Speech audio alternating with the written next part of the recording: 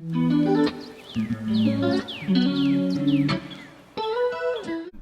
don't mean hunters. This is CSGO versus Valorant. Let's see what this is about. More accessible and also better. And then they did just that. There'll be civil discussion about that in the comments, I'm sure. Riot tried to do the same with Counter-Strike, but instead of making it better, they made it weirder. Not better, maybe more accessible, and definitely weirder. Please keep these people away from me.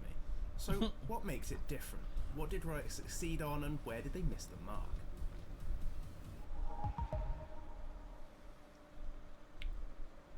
We've already made a bit of a joke about the E-daters, but it's actually a marker of something Riot have done quite well. It's clearly more accessible for other demographics than male 20-something gamer types. Be that due to its marketing, its stylization, its variety of character models, or its community. Valorant has attracted a completely different group of people to tactical FPSs that CSGO hasn't always done. There are, of course, exceptions, but as a whole, it certainly seems like a higher percentage of Valorant gamers are non-male. Valorant also has some refinements to the client and matchmaking in particular, including the in-client Premier system, which basically makes it easier to play as a team in tournament-style formats regardless of skill level, which is really damn cool. It's cleaner in that there's no blood, no controversial terrorist team names, no real gun names, and no real people. It makes it easier for sponsors and younger people to get involved. Valorant as well has some wicked gimmicks. The zip lines on Fracture are a bit unimportant and pointless, but the 3-site map, Haven, is a genuinely cool twist on an old concept.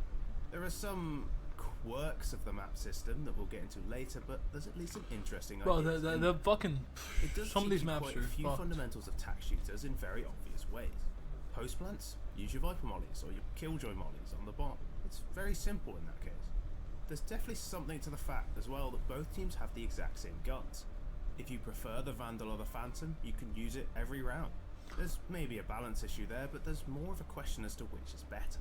In CS, the AK is just better than the M4, and the T-side inherently have a weapon advantage to counter the C-side's tactical advantage, which doesn't exist in the same sense in Valorant.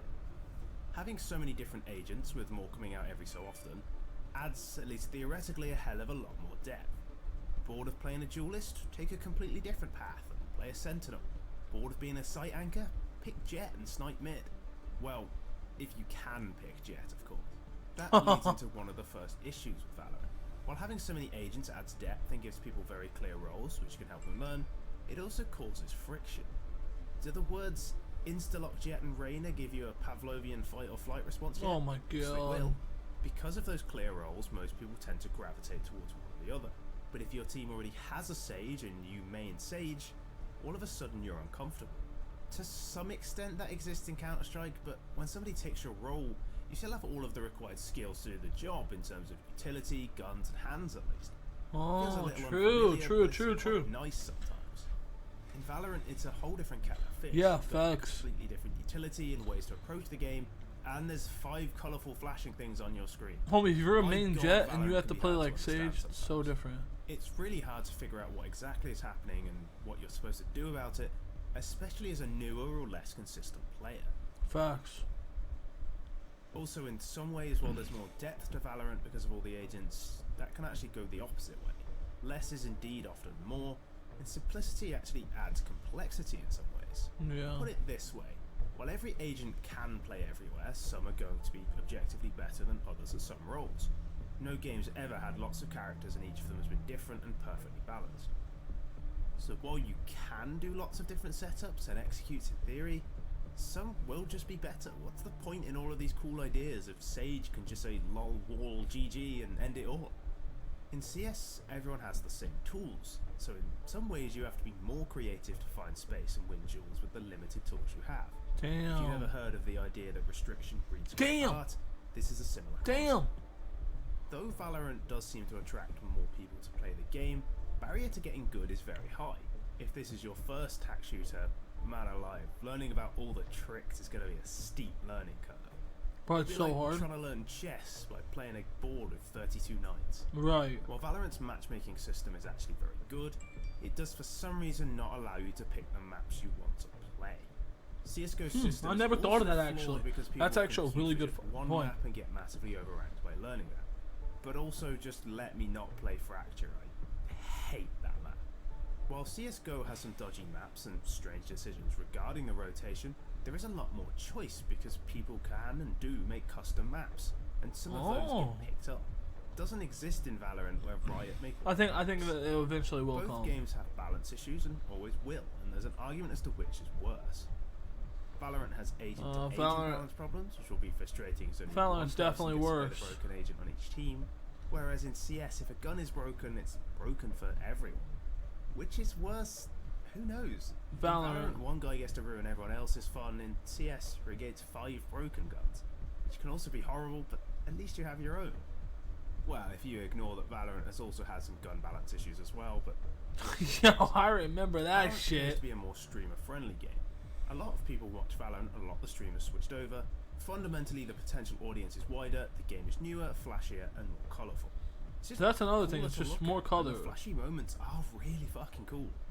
CS had its time as the streamer game, and maybe the reason there's a much bigger culture of streaming over on Valorant is that a lot of the big Americans switched over. CS is still the king of esports, though. Facts. Hitting new heights year on year, and just being the best spectator esport. Valorant suffers from the very thing that makes it absorbing.